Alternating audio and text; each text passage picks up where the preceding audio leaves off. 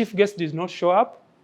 The other guests did not show up, so we found ourselves with our goats, our food, and our family. So we decided to make it a feast. My name is, he has said William Katana Nyanje, but I prefer to say my name is Katana Nyanje.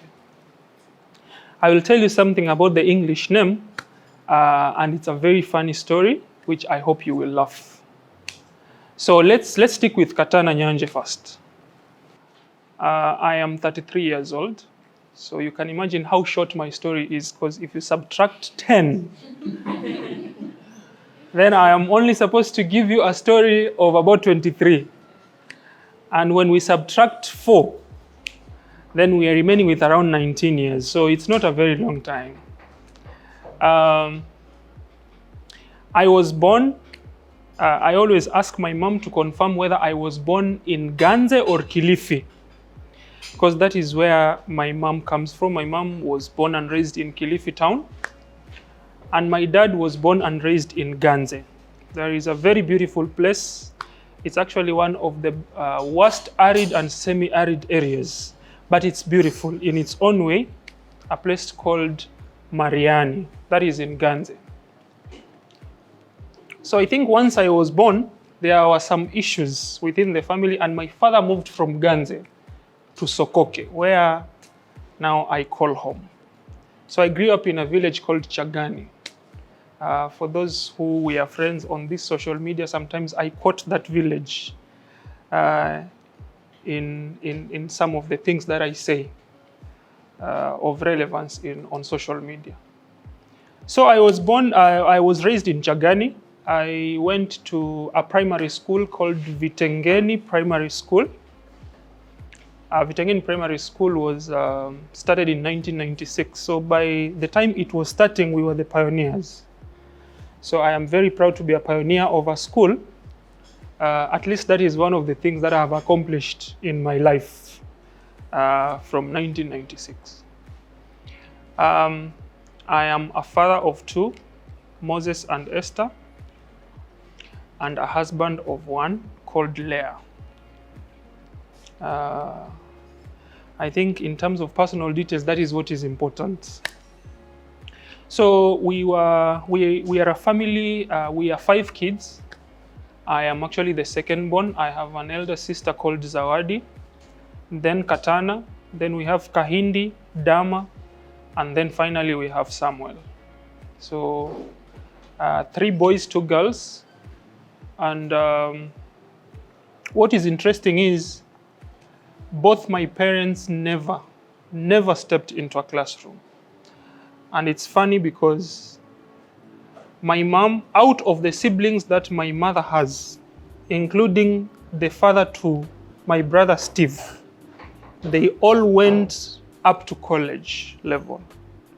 And my mom being the only girl, I think there was too much love then. So we can't blame my grandfather or my grandmother for that. So my mom never went to school, but I know she is someone who can be able to take up something and accomplish it. Similarly, my father was never taken to school because he was born in a village where education was not anything to be considered in that area. And that is one of the reasons why my father decided to leave that homestead where he was born and raised to start his own, so that he could give his children an opportunity to live in a comfortable and also get an education, because he always believed that education is the key. And he used every opportunity to always remind us that. So my upbringing, I think me and my sister, my elder sister, we are the ones who went through all the hardships growing up. Sometimes we would lack food on the table. And if I say sometimes, I think I am not being fair to the situation. We almost all the time never had food. So because my father used to just do casual jobs, which were not guaranteed on any day or any week. And my mother was a very obedient housewife. So she would just stay with us. We will do just farm work and wait for my dad to come with either something or nothing. When it got to the point where life was becoming difficult after the birth of this young man here, my mother had to take up some business. So she started selling oranges, just small business to sustain us. Because now my father realized it was not sustainable to do casual jobs within the village in Chagani. So he left to town. And whatever he did in town, he always told us he worked at the port. So I don't know the experience of those who had dads working at the port, but for us, I think the port was one of the most miserable places to work, because this man always came home with very little to show. I don't know whether it was his lifestyle, but he used to tell us, he would tell us stories about the port. But I realized much later that he was just, one of the guys who go there to check if they can lift one or two things, get a few coins, and walk back to his place. And that is how he pushed it through. I think he was also scared of telling us that he didn't have a job. But out of the many things that he did within this town, he has sold water. But we came to learn much later because he protected this information from us. But anyway, I am trying to illustrate the fact that we used to have a very hard upbringing in that village. And I had some ladies here and gentlemen saying, you know what, if you want something, I am the plug. Now, my mom was the plug if you wanted something to be done in your farm. So, and then we were the followers now. So, me and my sister, we have had that experience big time. And from that young age, when our parents sat down with us, they always told us we are suffering because we don't have an education. We didn't have an opportunity to get an education. So the fact that you have this opportunity, please don't lose it. Okay? So that was the song. We never had an education, that is why we are suffering. But I am sure when you get this education, you will get to a place. So we didn't know which place this was. So 1995 to 2002, I was at Vitengeni Primary School. Finalized my KCPE exams, and I passed the exams. And I was called to a very good school called Maseno School. Yeah, I was actually among the top 3 in that zone then. So I was called to Maseno School. Now that is where I realized the trouble that we had getting food on the table was not trouble enough, because there was an issue of school fees, and there was also payments for the young ones who are starting school, like Samuel and the rest. And there was no money to go to school. So at that point, my dad, out of the fact that he did not understand so many things, but he wanted education for us, he would consult his friends within the village. What do you do to somebody who has passed his exams? He has been called to Maseno School. You don't have money, but there is a nearby school. We have Vitengeni Primary School, then we have Vitengeni Baptist Secondary School. So the opinions were, take him to Vitengeni Baptist Secondary School. Then other opinions were saying, leave secondary school alone. You can't manage that. I mean, and he will look at himself and say, by the way, he's true. He is being truthful with me. I can't manage to take you to a secondary school, even Vitengeni Baptist Secondary School. So one of the incentives that has made me come with my brother is just to remind him that there was a program in primary school called Plan International Foster Child Program. I don't know whether you've heard about it.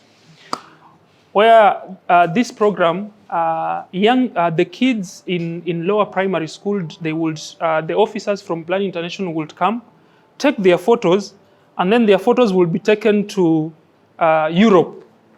And then, the Europeans will look at them and say, you know what, I am going to be a foster parent for this kid. So this young man was very lucky because he had a Finnish foster parent. But they communicate to you through Plan International. They bring toys through Plan International. So when I realized that it was not possible for me to be taken to school, because now we were already in January, calling letters are out, people are doing shopping to go to school, and there was no sign of me going to school. So now we had to sit down and rationalize on what we needed to do. That time, I want to be honest, we had not interacted much with my paternal family, and the ones I was close to my uncles from my mom's side. But they also had their own responsibilities, so there was no way I would be able to get the assistance that I wanted. So now the school, in a committee meeting at the staff room, decided that we are going to take this needy case, which shined in this school, to Plan International to see whether we can get assistance. So they took my brother's photo and my result slips and my calling letter. It's called admission letter. Yes, so they went to Plan International to beg Plan International to support this kid called Katana Nyanje. I was the top student, but I was still at home, and there was nothing I could do. Literally, my dad told me, I really want to take you to school, but I don't have anything. As you can see, we didn't even have chicken. I'm glad now we do. So Plan International said, now because we have looked at these results, and this pupil has scored 414 out of 500. We're going to sponsor him 50% of the total fees. So the parent has a responsibility to do the shopping and then pay half of the fees at Maseno School. Wasn't that a good deal? And the total fees at Maseno School then was only 26,600. I remember this because it was very personal for me then. So we were given a check. The teachers were given a check of 14,800. Then now they were supposed to hustle the 14,800, and of course my shopping and my fare to Kisumu, all the way to Luanda. So the teachers came and gave us the check. So my dad asked me, what is a check? I told him, this is money. This is 14,800. He said, now where are we going to get the rest? So out of that discussion, it was not possible. And the 3rd of February, which was the reporting date at Maseno School, lapsed. So my chance to Maseno School just had to be forfeited that way. So I used to sleep with my check at home, and I knew it would not help me, because those admission letters from those schools are very serious about missing that chance. So I took the check back to the school, to my primary school. I had very supportive teachers who really helped me along the way. I told them, it is not possible for me to go to Maseno School. My father cannot, and my mom cannot. So they said, now we have to go back to Plan International to beg them again to change for sponsorship to another school. So now one of the teachers volunteered to take my results and my admission letter to Maseno School, and write a recommendation that I was very needy and it was not possible for me to go. Now he went to St. George's High School, Kaloleni, Ribe Boys, Kilifi Township, and Malindi High School to try to get admission letters. So every school, when he presented the result slip, he was given an admission letter because they needed this boy. Okay? Then 4 admission letters were brought to my attention the next day. And I was told, now, you have all these 4 schools. Choose. At least my spirit started, getting stable. So I thought about St. George's. And I was like, okay, when I go to St. George's, what if they send me home for fees? Because this is a reality that I'm going to face. And I realized St. George's was not, it was not going to work. I looked at, Kilifi Township, I dismissed it because there were so many strikes. So I didn't want to be disrupted, because for me, education will take me somewhere. I had that promise, and it always kept ringing on my mind. So I thought about Ribe Boys. Everyone was going to Ribe Boys anyway. So I thought, Ribe Boys, what if I'm sent home, like abruptly? How am I going to make it back home? So then there was Malindi. Now, the reason why I chose Malindi High School is because my brother-in-law, the husband to my sister, my elder sister, was working in Malindi. So I knew if they send me home for fees, I've got a plug to run to. My brother-in-law. Or my sister might be in Malindi, so it's going to be easy for me to, get fare and also get assisted. So I chose Malindi High School. And the teachers took Malindi High School, the form from Malindi High School, back to Plan International to beg that they support this kid. So Plan International said, we have to investigate and ascertain that indeed this boy is poor. So now we were, that day, when the teacher was taking the form to Plan International, I was with him. So they asked me, tell us the situation of your home. And I explained the number of chicken we have, the number of acres we live in, the number of pangas we have, the number of spoons, because I had all that information. They said, we have to go and verify. And if you ever lied on anything that you said to us, we are going not to give you this chance. So I was put in a Land Cruiser back to Chagani to go and verify this information. Lucky for me, everything that I had said turned out to be true. So I got another check of 12,000 being half of the fees for Malindi High School. Now the other dilemma of shopping and the other school fees came back to haunt me. So between February 5th, 7th, until the 10th of March 2003 is when I was reporting to Malindi High School. Out of the things that were essential for me, I only went there with the metal box, my mattress, and 1 bed sheet. And I was good to go. So I reported to Malindi High School. Of course, the guys had even gone for half term and they were back. So I started writing my notes. And in that term, I was rated out of 70 marks per subject. And I thought for the first time in my life, I would be the last. Lucky for me. Out of 43 in our class, I was position 19. And that was the last time I ever held a position from position 3 upwards, from position 3 going down. So now that's the story. It was on-off school, on-off school. There were times I remember that I did not want a parent to justify why I was needy. I would face the MP or the councillor then and tell them, this is my situation. If you can't help me here, I can tell you there is no way I am leaving your home first. Secondly, there is no way I can go back to school. So that was my situation. In 2005,